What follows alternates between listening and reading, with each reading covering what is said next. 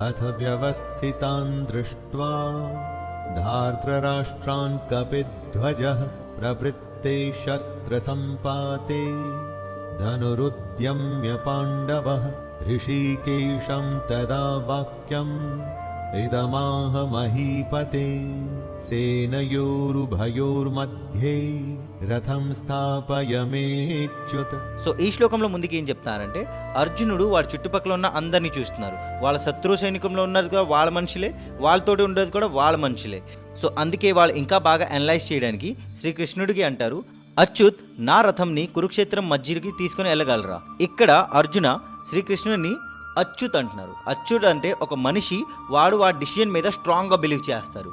So అలాగే మన లైఫ్లో కూడా మనం ఏది తప్పు చేయకుండా ఒక మంచి డిసిషన్ తీసుకున్నప్పుడు ఫస్ట్ ఆఫ్ ఆల్ మేము దేవుణ్ణి నమ్ముకోవాలి. దేవుణ్ణి నమ్ముకున్న తర్వాత మేము ఎవరి ముందు లొంగకూడదు. If you are right